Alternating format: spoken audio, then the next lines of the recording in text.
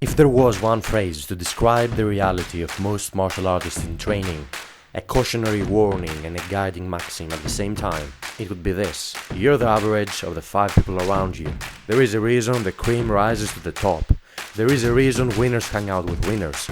Rich people with other rich people on their yachts in Monaco, Hollywood celebrities without the Hollywood celebrities, and so on and so forth.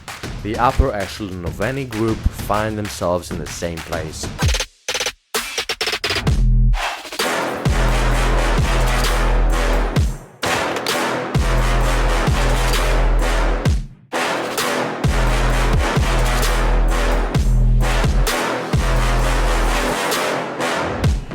In the martial arts world, you see the same phenomenon. It may have little to do with money and fame, but it has everything to do with fighting ability. The logic is simple. If your trainers are beasts and your classmates are savages, what are you going to be? A savage trained by beasts. On the other hand, if your trainers are geeks and your classmates are dogs, what are you going to be? A dog trained by geeks. And this sums up the reality of a fight gym versus McDojo. It's about the people that you find in there.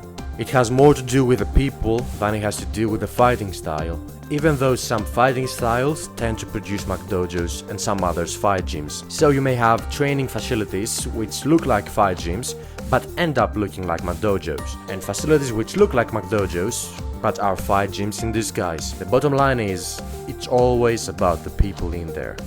And it always starts from the top of the hierarchy.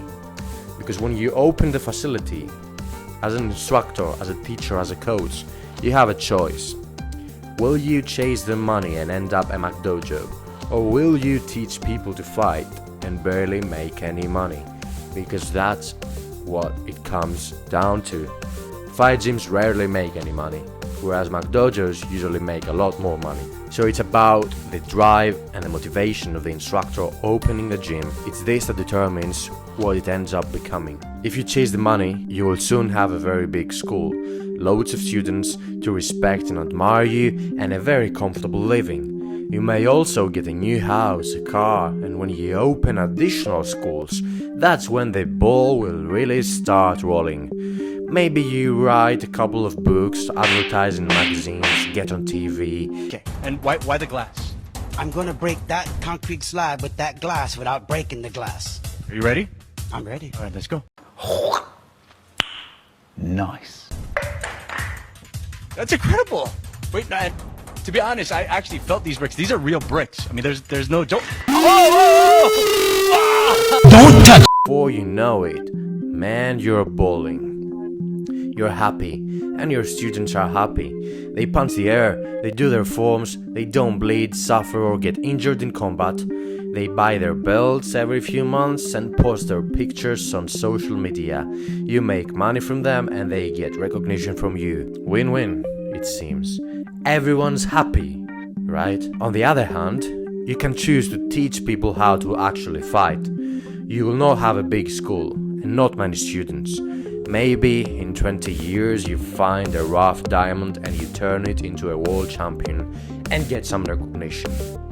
But until then, you will live on the edge of financial poverty, barely making a living. Even if you do make your absolute best to equip your fighters with real skills in combat, even if you put your whole soul into your teachings, even if you give everything and get little in return, your gym may not be as fancy looking as a McDojo.